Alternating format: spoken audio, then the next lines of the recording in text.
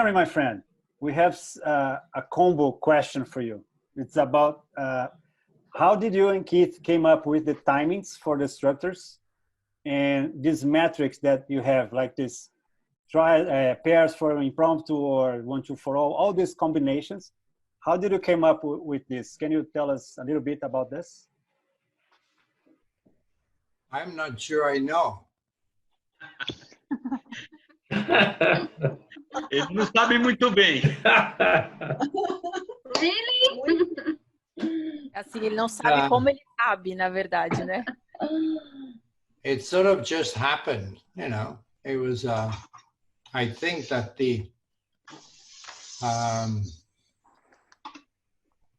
I think we started doing things before having a sense of that something general would come out of it, you know.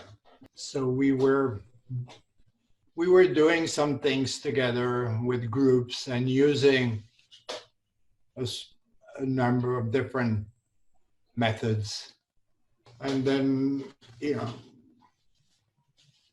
and then we were sort of pushed into doing some workshop. And the first one was in Brazil. And because we were not, you know, we were not going to come back. We had planned to just come once. We did a 2.5 day, I think it was, workshop. And we put just everything, as many things as we could into it, because we said, okay, we come once, we give you all this stuff, and then goodbye and good luck. So this was, you know, there was no liberating structure, there was no general clarity, yeah. And so we did that, and then there were some other people from other country there, and they said the workshop was an amazing success. I mean, just unbelievable. I mean, we did not expect that at all. Nobody expected anything like that. And so some other people say, I want a workshop like that in my country. So we did a second one in another country. So, and it was again an amazing reaction. You know, this is the best ever. People were saying this is the best meeting we've ever had and the most productive and fun, etc. So we got pushed into doing a third one in another country. And this time it was not one country, but it was several of the smaller Central American countries. So this was people that were not part of the same organization. And that was also a great success. So we kind of started saying, okay, the first one was an accident. The second one is a coincidence. And the third one, maybe it's the beginning of a pattern, meaning there is something special going on. What is it? How come? Why? What's happening here? So, and then people that had been in those workshops started pushing us to write something like a user manual, something, you know, that they could use in their country. And so that forced us to think more about making sense of the whole, as opposed to just looking at the individual methods. So that's how we gradually started, you know, and then we got pushed and pushed to write a book, which we refused to do for a long time because it's such a painful process. But the need to make sense of what is happening and why is it so successful? Why are people so appreciative? What does it do?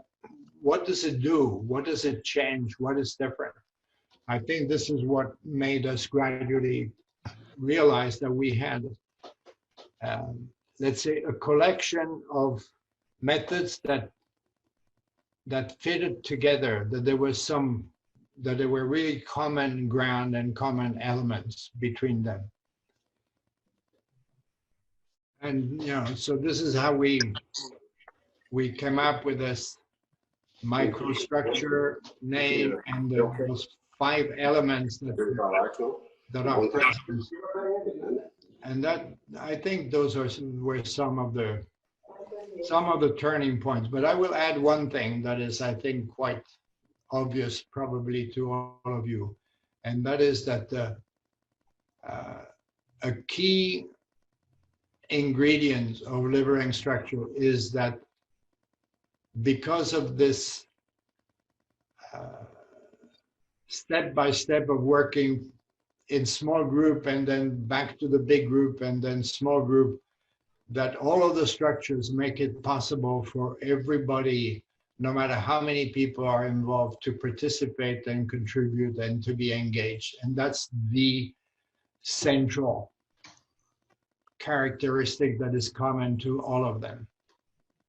And that is what never happens in normal groups. You always, when you have a normal group, it's always like 2 or 3 or 4 people that are dominating and everybody else is sort of not really contributing or involved or engaged or saying what they think or whatever. And that's a big difference. And this is a huge difference, because so many of the good ideas or information or expertise, otherwise you never hear about it because it is inside of the heads of people that are not saying anything, or that are not given a chance, or they don't have enough stripes on their, you know, they're not high enough in the hierarchy or whatever. So this is the big thing. And the other big thing, in my view, is that each structure is designed for a specific purpose. Mm-hmm. And so this is like having a giant Lego game where each piece has got its own particular function. So it's like a giant toolbox. You can build anything with it. You just have to choose the right collection of structure for whatever it is that you're trying to accomplish. And because each one of them is fairly short in terms of how much time it takes, it could be, you know, 15 minutes or half an hour or an hour or whatever, and you use them one after the other, you have also the flexibility of changing your mind at each step and say, oh, I chose to use this thing, but I've changed my mind.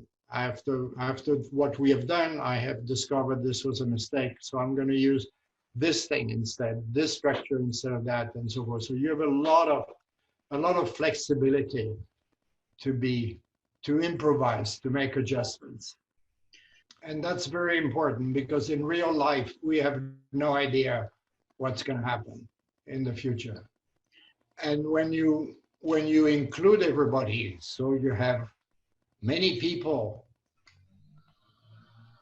a different experience, different background, different age, the probability that something surprising will happen becomes very high when you give everybody a chance to participate and contribute what they know or what they have experience with. So that's a lot of fun when it happens. But some people that are in power, in position of power, get very nervous and uncomfortable because they have no idea what's going to happen. I love it. It's exciting. Okay. I talk too much, sorry. Falou muito, vamos aplaudir. Assim, aplauso de surdo.